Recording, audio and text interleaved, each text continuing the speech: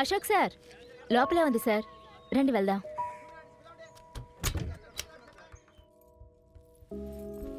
వెళ్ళండి సార్. రండి. నువ్వు కొంచెం బయట ఉండు, నేను పిలిచినప్పుడు రా. అలాగే మేడం.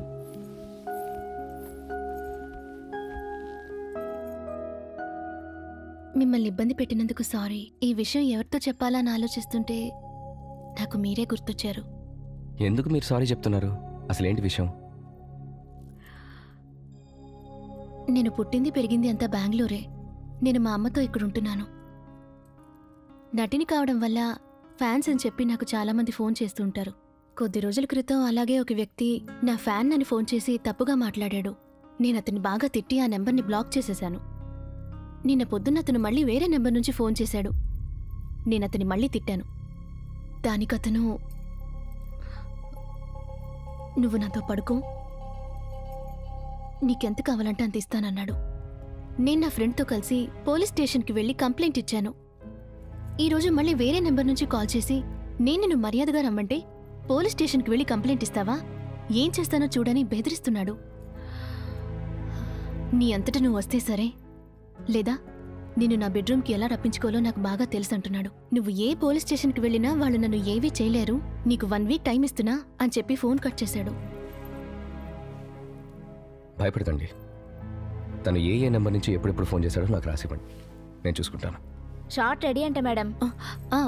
1 మినిట్.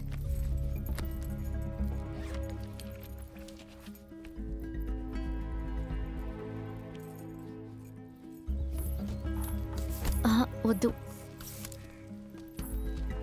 అతనికి పొలిటికల్ సపోర్ట్ ఉందనిపిస్తోంది, అందుకే అతను అంత ధైర్యంగా మాట్లాడుతున్నాడు. ఈ విషయం గురించి మీరంత భయపడాల్సిన అవసరం లేదు. నాకు బాగా తెలిసిన వ్యక్తి ఇక్కడ మినిస్టర్. ఓ, నేను చూసుకుంటాను. మీకు చెప్పిన తర్వాత ఏంటో తెలియని ధైర్యం వచ్చింది. థ్యాంక్స్. Your welcome. ఇదేమంత పెద్ద విషయం కాదు, తెలుసుకోవచ్చు. ఆ హీరోయిన్ నీకెలా పరిచయం? బాగా క్లోజా నీకు? నాకు కూడా పరిచయం చేయొచ్చుగా. ఆవిడ నాకు బాగా కావాల్సినవాడు సార్. అదేంటో అర్థం కాదా, ఆడవాళ్ళకి తెల్లగా ఉండేవాళ్లే నచ్చుతారు. మీ వైఫ్కి మీరు నచ్చారుగా. మా ఆవిడ నాకంటే నల్లగా ఉంటుందయ్యా. అశోక్ చక్రవర్తిని చూడగానే ఆయన వణికిపోయాడన్నా. తర్వాత ఆయనే సాంబకి ఫోన్ చేసి అశోక్ని చంపేయమన్నాడన్నా. ఇప్పుడు అతను ఏం చేయాలనుకుంటున్నాడు? కారణం ఏంటో తెలియదు కానీ ఆయన ప్రస్తుతం సైలెంట్ అయిపోయాడు.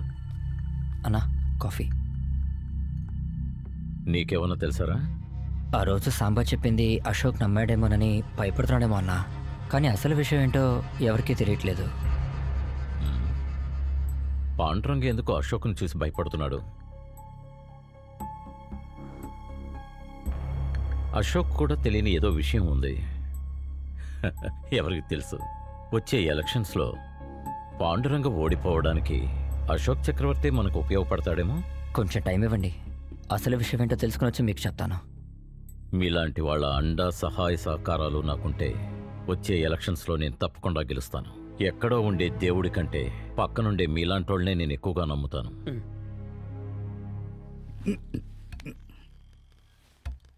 నీళ్ల గురించి నేను మేయర్ గారితో మాట్లాడాను. తొందరలో పని అయ్యేటట్టు చూస్తానన్నాడు. ఈ సమస్య గురించి చాలా రోజులుగా మీకు చెప్తూనే ఉన్నాం. మీరే తాగిన మైకంలో చెప్పినవన్నీ మర్చిపోతున్నారు. ముసలోడా, అక్కడ నీ మనవడు ఊరందరికి తాగిస్తున్నాడు, ఇక్కడికొచ్చి నువ్వు నాకు చెప్తున్నావా? నోరు మూసుకుని కూర్చో, లేకపోతే బయటికి తోసేస్తా. ముందు ఆయన వయసుకి మర్యాద ఇచ్చి మాట్లాడు.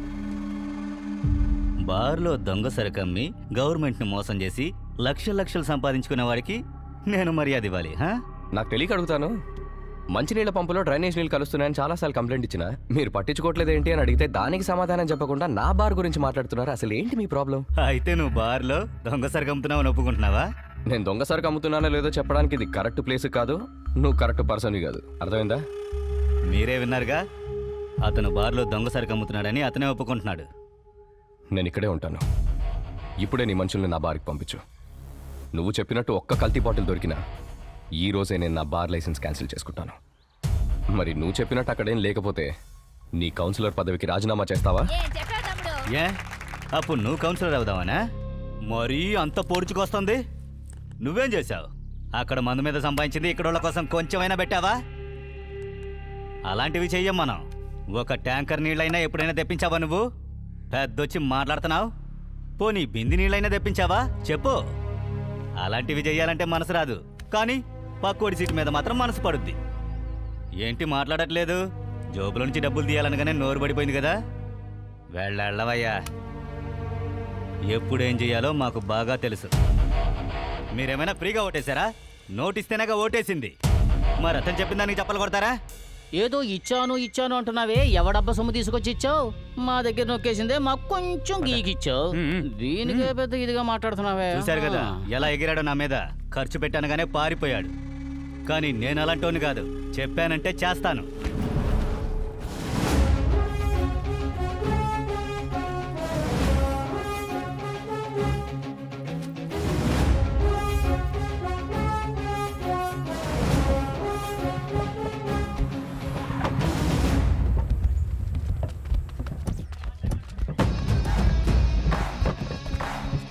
ఏంటన్నా జనానికి నీళ్ళు ఇచ్చేసి పేరు పెట్టేద్దాం చూస్తున్నాడా? కనబట్లా? ఏమయ్యా, ఊరికే నుంచోపోతే వచ్చి చెయ్యొచ్చు కదా.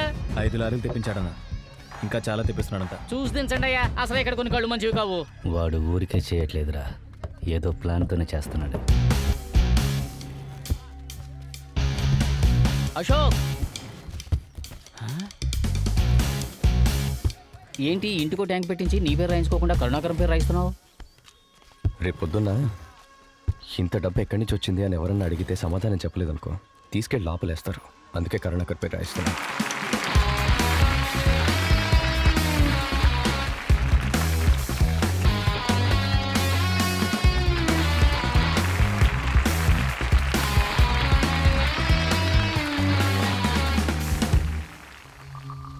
మీ అందరికీ నమస్కారం. సమాజంలో మార్పు రావాలంటే ముందు మనలో మార్పు రావాలి అన్నారు మహాత్మా గాంధీ గారు. ఆ మార్పుకు ఆరంభమే ఈ సభ. నీళ్ల సమస్య గురించి మన కౌన్సిలర్ సత్యనారాయణని కలిసినప్పుడు అతను మాట్లాడింది మీరు మర్చిపోలేరు. అతను మాట్లాడిన దానిలో తప్పే లేదు. ఎందుకంటే డబ్బు మీద ఆశపడి మనమే మన ఓటుని తనకు అమ్మేశాం కాబట్టి. డబ్బు కోసమో ఇంకా దేనికోసమో మనం ఓటు వేస్తే తప్పు జరిగినప్పుడు అతన్ని జుట్టు పట్టుకొని అడిగే కనీస అర్హత మనం కోల్పోతామన్న విషయం నాకు అక్కడ అర్థమైంది. డబ్బున్నవాడు డబ్బు కోసం ఓటు వేయడు, డబ్బు లేనివాడు వద్దని ఎందుకంటాడు? ఇది తెలిసే డబ్బు లేని వాడిని వాడుకుంటున్నారు. ఈ ప్రపంచంలో అతి నీచమైన విషయం ఏంటో తెలుసా? ఒక అమాయకుడి బలహీనతను ఉపయోగించుకోవటం. సూపర్. అలా అని మనం నోరు మూసుకొని కూర్చోకూడదు.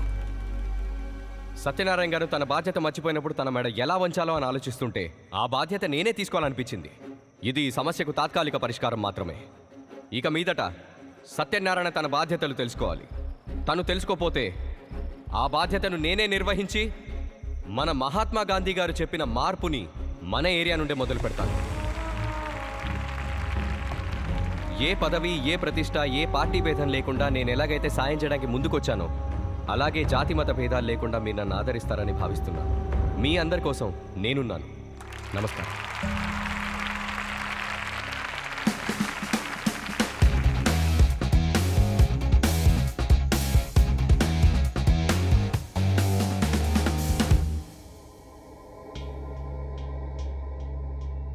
వాడు మొదటి నుండి ఏదో ప్లాన్తోనే అన్నీ చేస్తున్నాడు.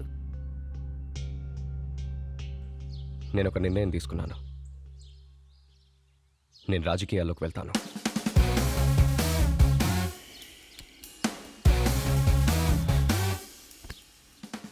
ఎవరినైనా మైకులో నలుగురు ముందు సడన్గా మాట్లాడమంటే భయంతో వణికిపోతారు, లేదా ఆతృతతో ఏదో మాట్లాడతారు.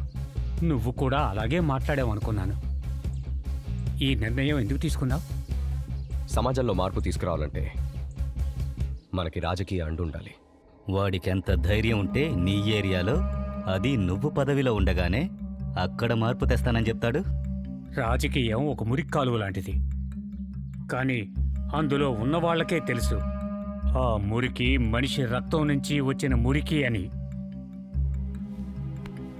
రక్తానికి భయపడేవాడు రాజు కాడు. రక్తపు మరకంటకుండా రాజు కాలేడు. అప్పుడు రాజుల రాజ్యం కాబట్టి రాజులు పాలించారు. ఇప్పుడు ప్రజల రాజ్యమైన రాజకీయం పాలిస్తోంది. అంతే తేడా. నేను ఈ వార్డు కౌన్సిలర్ అవ్వాలన్న కోరికతోనే నా జీవితం గడిచిపోయింది. మీ నాన్న ఎమ్మెల్యే అవ్వాలన్న కోరిక తీరకుండానే యముడి దగ్గరికి వెళ్ళిపోయాడు. రాజకీయాల్లో బాగా బతికినోళ్ల కన్నా బాగా కోల్పోయిన వాళ్లే ఎక్కువ. ఇదంతా నువ్విచ్చిన అలసే అన్నా. నా అనుభవంతో చెప్తున్నాను, రాజకీయాల్లో ఆవేశంతో నెగ్గేవాడి కన్నా ఆలోచనతో తగ్గేవాడే గొప్ప. నువ్వు ఎవరినీ నమ్మద్దు, ముఖ్యంగా నీ పక్కనున్న వాళ్ళని. రాజకీయాల్లో శత్రువునికి ఎదురుగా ఉండడు, విశ్వాసంగా నీ పక్కనే ఉంటాడు. వాడు ఇదంతా ఎందుకు చేస్తున్నాడో నాకు బాగా తెలుసు. వాడు తిరిగి తిరిగి నా దగ్గరికే వస్తాడు చూడు. నీ తండ్రే నిన్ను కాపాడతాడు.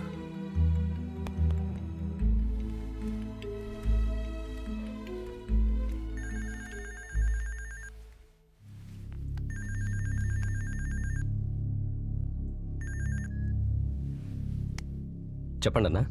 అన్న నిన్ను కలవాలంటున్నాడు అశోక్. నువ్వు వెంటనే బయలుదేరరా. సరే అన్నా, వస్తున్నా. వస్తాడంటన్నా.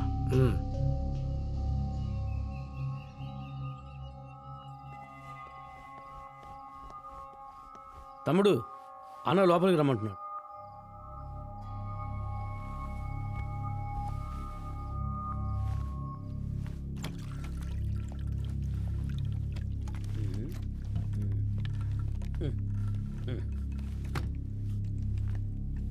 అవును, అసలు ఏమనుకుంటున్నావు నువ్వు నీ గురించి?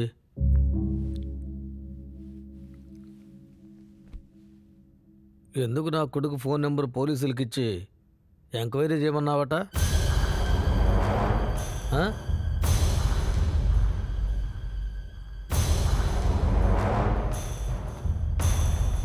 నేను మీతో ఒంటరిగా మాట్లాడాలి. నువ్వటే వెళ్ళవయ్యా. ఎమ్మెల్యే ఏదో సీక్రెట్గా మాట్లాడతాడంట. సరేనా?